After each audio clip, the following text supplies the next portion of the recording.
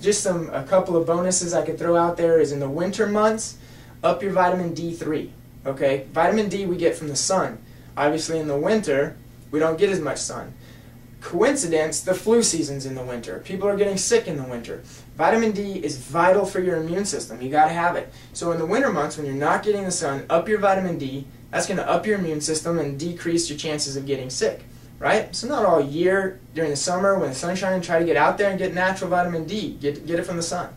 Another thing that you can do is every 3 or 4 months, every couple of months, take a good probiotic. That's a good healthy bacteria. You have bacteria in your entire body. You have more bacterial cells than you do human cells. Okay? So it's important that you have good bacteria. Now, good bacteria does a lot of things. It helps you digest your food. It helps you absorb your vitamins and minerals. We need good bacteria. But you also have bad bacteria, but you want that to be level, an even number of good bacteria, bad bacteria. All right? What happens when we don't get enough good bacteria and the bad bacteria overrun? Well, you may be having a lot of infections. You may not be feeling good. You may be getting sick. Well, especially if you've been taking antibiotics, because antibiotics is going to wipe all those bacteria out. It's not just going to go straight for the bad bacteria. So what you need to do is replenish the good bacteria with a probiotic every several months, right? Especially if you've ever been on an antibiotic. Now, the best probiotic you can get is one that has the most different kinds of bacteria. So look on the label. Some of them just say acidophilus. Okay, that's one bacteria that you're taking. That's good, but it's not going to do you. It's not going to be great for you. If you can find one that says acidophilus, lactobacillus, there could be 6, 7 different bacteria that is in that. That's great, because that's putting a lot of different kinds of bacteria back in your system. So every 2, 3, 4 months, something like that. But especially if you've been on antibiotics, okay, which are not good. Don't get on antibiotics. Let's see. That brings me to number 5. Okay, now most of you probably already know what number 5 is going to be. What have we left out?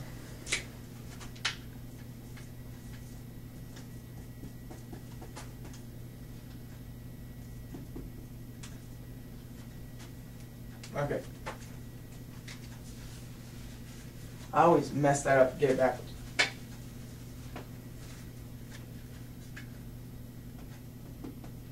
Yeah.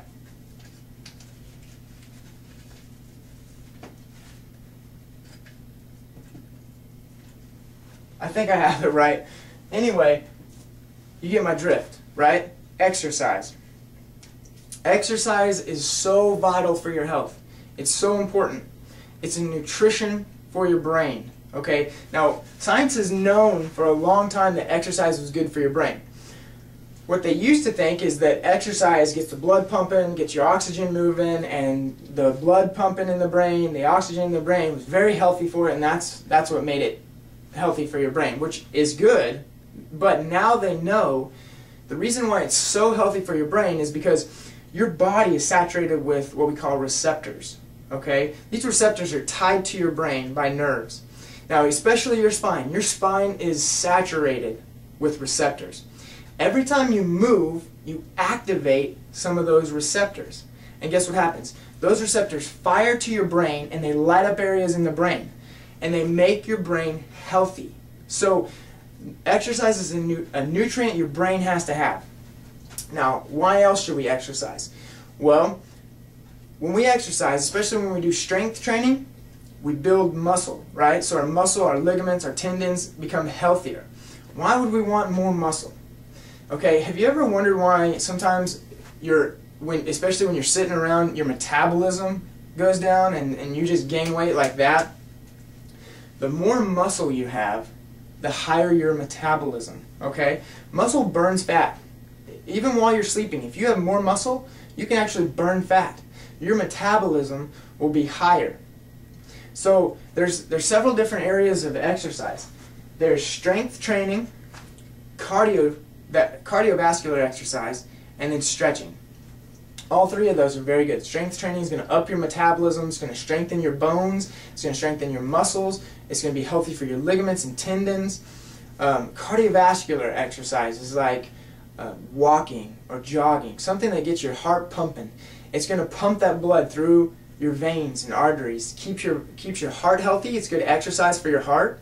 It also keeps your veins and arteries healthy, keeps that blood pumping through there. Now, stretching.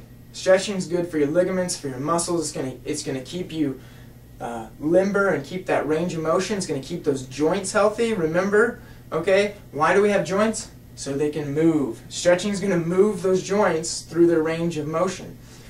Exercise is vital. Now, a lot of people don't know how to exercise. Some people don't actually have time for exercise. Now that number is very low, okay? A lot of people say, I don't have time for exercise, but they really do. Some people don't have time for exercise. Now, stay tuned because I'm going to be getting some videos out on some easy exercise that you can do at home, take you 10-20 minutes, and you can do that 3 times a week and you can be super healthy, okay? And I'm going to get those videos out pretty soon, hopefully. I go to the gym. I enjoy going to the gym. And it's kind of a therapy for me. It's a time that I can focus on myself. So if you go to the gym, that's great too. But the main thing is that you exercise. Even if you can't go to the gym and you won't exercise at home, try doing things we call functional exercise, okay? What's functional exercise? Well, instead of driving around for 3 or 4 hours looking for that one open parking spot at the very front, by the front door of the store, okay, park in the back of the parking lot and actually walk to the store and actually get your stuff and walk and carry that stuff all the way back out to your car. That's functional exercise. You're getting some exercise, you're doing what you need to do.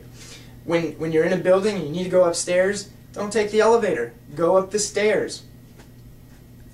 Again, that's functional exercise. Increase that in your life.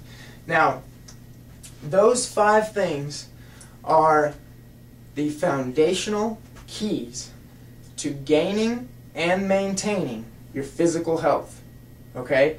Those 5 things, how well you do those, determine how much you enjoy your life, how healthy you become, how well your body functions.